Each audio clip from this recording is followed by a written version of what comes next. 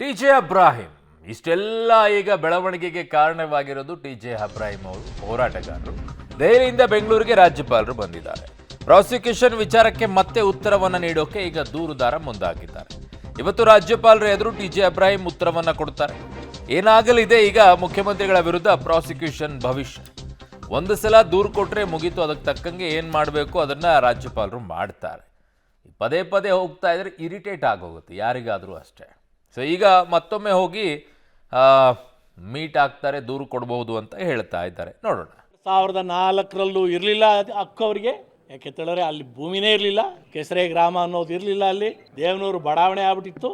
ಈಗ ಅದು ಕೊಟ್ಟಿರೋದು ಅಕ್ರಮ, ಅದನ್ನ ವಾಪಸ್ ಪಡ್ಕೋಬೇಕು ಅಂತ ಮನವಿಯನ್ನು ಹಾಕಿದ್ದೀನಿ. ಪಡ್ಕೋತಾರೆ ಇಲ್ಲೋ ಅನ್ನೋದು ನೋಡೋಣ. The legal action will follow. ಕಾನೂನುಬದ್ಧವಾಗಿ ಅದ್ರ ಹಿಂದೆ ಬಿದ್ದಿರ್ತೀನಿ. It has to come back to the state. ಯಾಕೆ ಹೇಳಿದ್ರೆ ಅದು ಅದು ಅದು ನಮ್ಮ.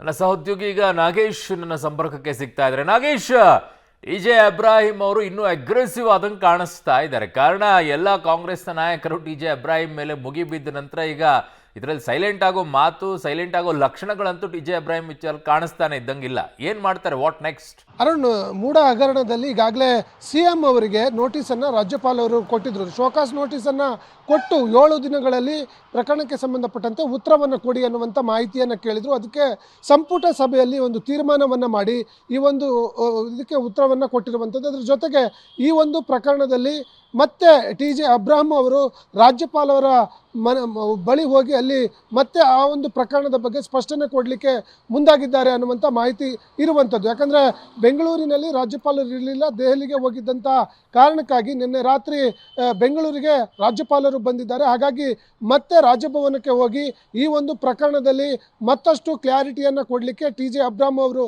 ಮುಂದಾಗಿದ್ದಾರೆ ಅನ್ನುವಂಥ ಮಾಹಿತಿ ಕೂಡ ಇರುವಂಥದ್ದು. ಅದರ ಜೊತೆಗೆ ಈ ಒಂದು ಪ್ರಕರಣದಲ್ಲಿ CM ಅವರಿಗೆ ಮತ್ತೊಮ್ಮೆ ಶೋಕಾಸ್ ನೋಟಿಸನ್ನು ಕೊಡಲಿಕ್ಕೆ ರಾಜ್ಯಪಾಲರು ಮುಂದಾಗಿದ್ದಾರೆ ಅನ್ನುವಂಥ ಮಾಹಿತಿಗಳು ಕೂಡ ಕೇಳಿ ಬರ್ತಿರುವಂಥದ್ದು. ಯಾಕಂದರೆ ಈ ಒಂದು ಪ್ರಕರಣದಲ್ಲಿ ಮೊದಲನೇ ನೋಟಿಸ್ಗೆ ಸಮರ್ಪಕವಾದ ಉತ್ತರ ಬರದ ಕಾರಣ ಮತ್ತೆ CM ಅವರಿಗೆ ನೋಟಿಸನ್ನು ಕೊಡಲಿಕ್ಕೆ ಮುಂದಾಗಿದ್ದಾರೆ ಅನ್ನುವಂಥ ಮಾಹಿತಿಗಳು ಕೂಡ ಇರುವಂಥದ್ದು. ಅದರ ನಡುವೆ ಮತ್ತೆ ಟಿ.ಜೆ. ಅಬ್ರಾಹಿಂ ಅವರು ರಾಜಭವನಕ್ಕೆ ಹೋಗಿ ಈ ಒಂದು ಪ್ರಕರಣದ ಬಗ್ಗೆ ಮತ್ತಷ್ಟು ಹೆಚ್ಚಿನ ದಾಖಲೆಗಳನ್ನು ಕೊಡಲಿಕ್ಕೆ ಮುಂದಾಗಿದ್ದಾರೆ ಅನ್ನುವಂಥ ಮಾಹಿತಿಗಳು ಕೂಡ ಇರುವಂಥದ್ದು. ಅರುಣ್. ಓಕೆ ನಾಗೇಶ್, ನಿಮ್ಮೆಲ್ಲ ಮಾಹಿತಿಗೆ ಧನ್ಯವಾದಗಳು.